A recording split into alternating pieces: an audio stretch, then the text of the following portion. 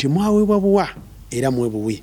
Mukama ntuma ekigambo kyo yonna gye bali balabe obulamu, balabe okuwonyezebwa, balabe okuteebwa mu linnya lya Kristo Yesu omwana Katonda omulamu. Mbawadde amaanyi n'obuyinza okulinnya ku misota n'enjaba zonna ez'obusagwa. Kutulako kyeni y'emikaajo ey'emizimu nangidde okuva na leero oyingire mu famire ya Katonda mu linnya lya Kristo Yesu omwana Katonda omulamu. Katonda wange akuwa abaana, Katonda wange agula olubuto lwo mu linnya lya Kristo Yesu omwana Katonda omulamu. Ebyo ebibadde bijjamu embuto zo olwaleero mbisaza mu linnya lya Yesu omwana Katonda omulamu.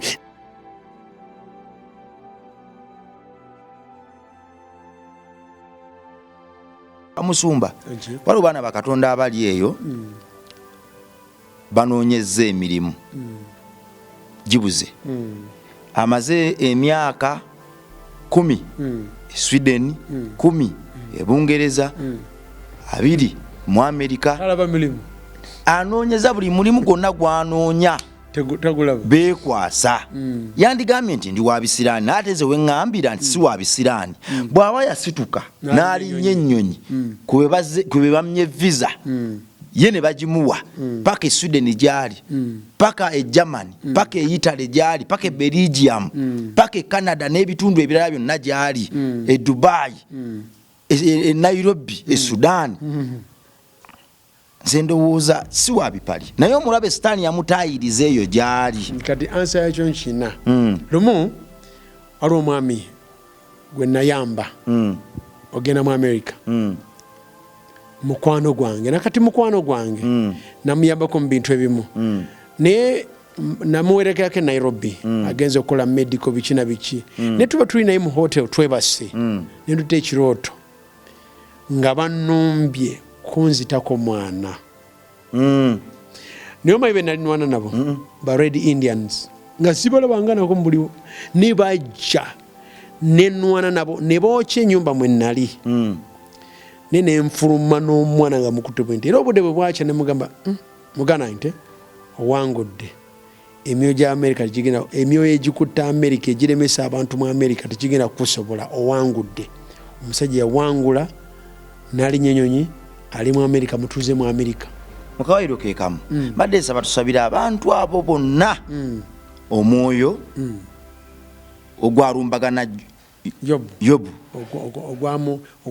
ogwamufunyaafunya abantu abali mu nsi ezo z'emmenye n'endala zesitamenye mbadde nsaba tubasabire abanoonya essanyu mu nsi ezo bagifune abanoonya emirimu bagifune abanoonya abaana obufumbo babufune abanoonya obutuuze babufune abanoonya connection nga bagamba ababeezi baffe tuli eno naye bali Uganda.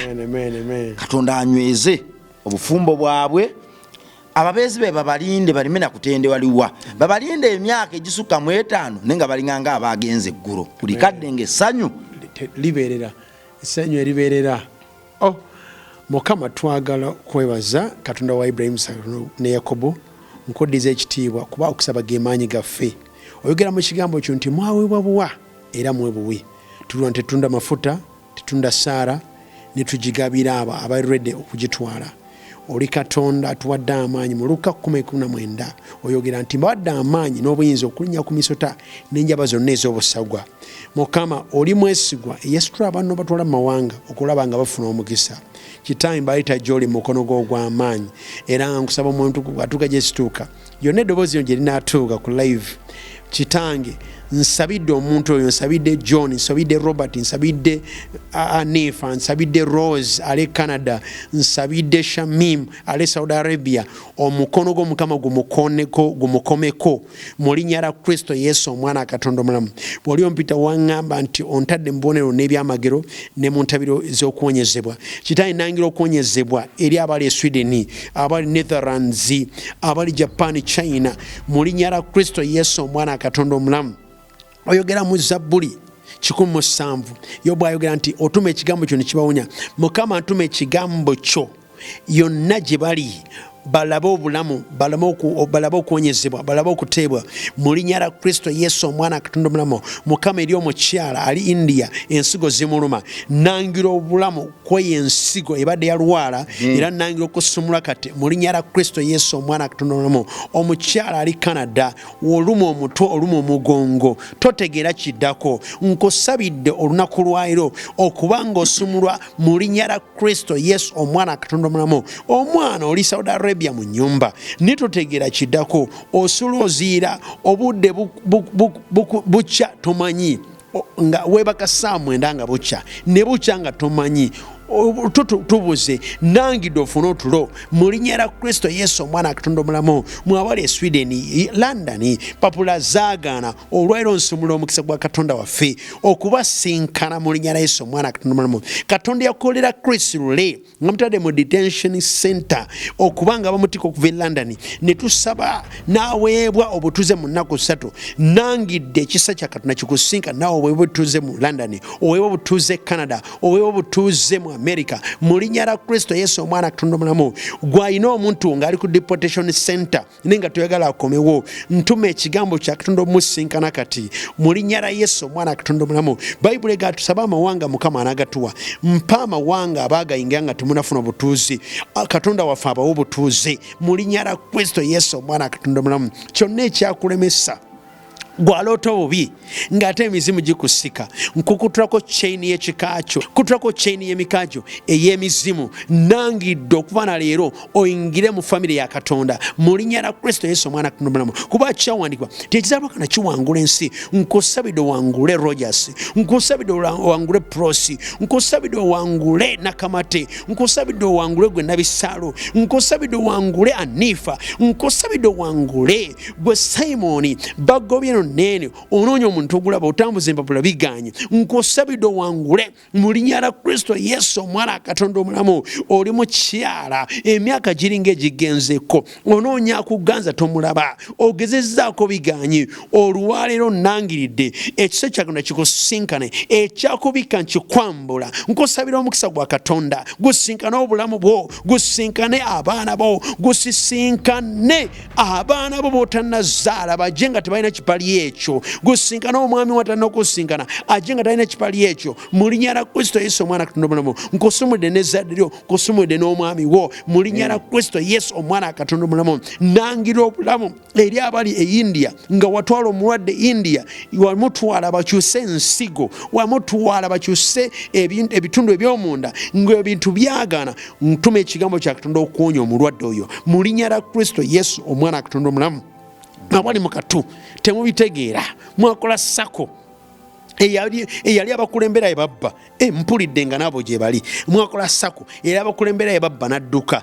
Muntu omu yali yaleeta ekintu ekyo okubanga abbisa abala, gwe yakirina ekipali ekyabbisa banno. Nkulangiriddeko omukisa okuva na leero oteebe obe wa mirembe mu linnya lya Kristo Yesu omwana wa Katonda omulamu. Nsabira abawala bange bonna mwabali e Saudi Arabia, omukono gwa Mukama gubasisinkane nga ndi ku live wano, gubasinkane mulabe omukono gwa Katonda, mulabe omukisa gwa Katonda, ekisa kya Mukama kibasinkane, mulabe omukono gwa Mukama ogugaba obugagga, ogugaba omukisa mu linnya lya Kristo Yesu omwana Katonda omulamu. Mwabali mu relationship nga wafumbirwa ninga omusajja yekyanga, wamuleka mutegeragana, ne watuuka eyo simu takyazikwata, sawa z'ekyo takwata simu ng'ate luli yazikwatanga. Nkusabidde effebe ya Mukama oddemu oganje, addemu akwata amasimu mu linnya lya Kristo Yesu omwana Katonda omulamu. Mukama wange toto omutu gwa Isirayiri, nsabira n'abasumba abali eyo nga batawaana n'obuweereza, abalina foundation nga batawaana mu linnya lya Yesu omwana Katonda omulamu. Nzigulawo enzigi z'eggulu okulaba nga Katonda wange ogabirira abantu abo. Yesu si ogwagamba tettabi eribala olitemera n'olirongoosa. Mukama kitange nsabye amaanyi agalongoosa abasumba abali mu foundations, abaweereza ba Mukama abawaddeyo okuyimira n'abaana ba street, nsabye Katonda wange obasinkane yonna gye bali, tandika ne Rabongo mu linnya lya Kristo Yesu omwana Katonda omulamu. Kabaka w'abakabaka taata oli Katonda agaba favor. Mukama ntuma favor ku buli muntu yenna nga yali yali mu gganja.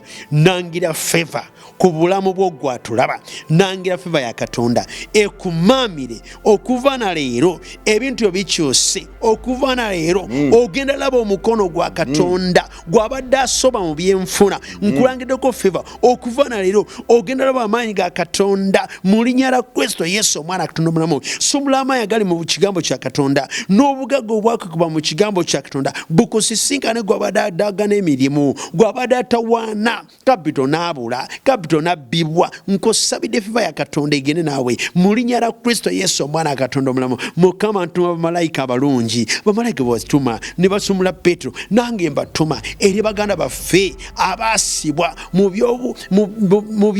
byensi, nga baasibwa bali mu makomera naye nga ali mu kibuga naye nga yasibwa tabitegeera. Ntumye bamalayika abo babasumulule ne bizinesi abwe ziteebwe mu linnya lya Kristo Yesu omwana Katonda omulamu. Wayingira ekikubo ng'olina ssente n'essaawa eno oyagala kudduka kikubo, naawe nkosabidde togenda fuluma kikubo, ogenda sigala mu Kampala ng'okola. Nkosabidde olabe omukono gwa Mukama, olabe ekisa kya Katonda gwe wagende wakiseka nga ssente ozina n'ogendako ne China n'ebintu byefuula tewamanya. Naawe nkosabidde omukono gwa Mukama gusinkane. Nkosabidde omukisa ogutaliko binike, olabe omukono gwa Katonda mu linnya lya Yesu omwana Katonda omulamu. Mpulira waliwo omukyala obadde oyagala kunoba oba emakaago nedda, nkosabidde ekibadde kikutaayiza nkiragira okutta obulamu bwo okuva na leero. Nkosabidde setolinga mu makaago era nkosabidde favor bawaddemu akwagala nga bwe yakwagalanga mu linnya lya Kristo Yesu omwana Katonda omulamu. Gwabadde yabulwa omwana nga nkutte ku lubuto lwange, okwata ku lubuto lwo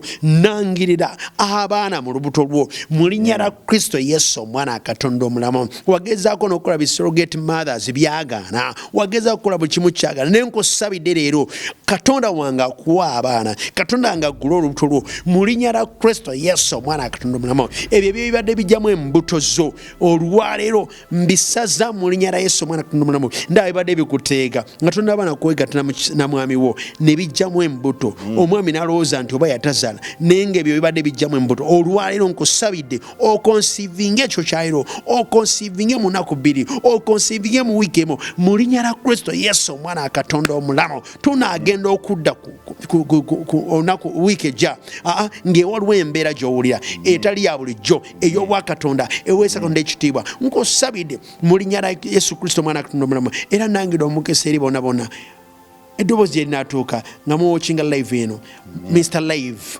omukono gwa Mukama gubasinkane, mube n'emirembe, mube n'essanyu. Yesu agamba nti munsi muli mu nnaku naye mugume nti kuba mpangudde. Mbasabidde amaanyi agawanguza Kristo Yesu gabawanguze mwenna mu linnya lya Kristo Yesu omwana Katonda omulamu. Musabye amiina era amiina.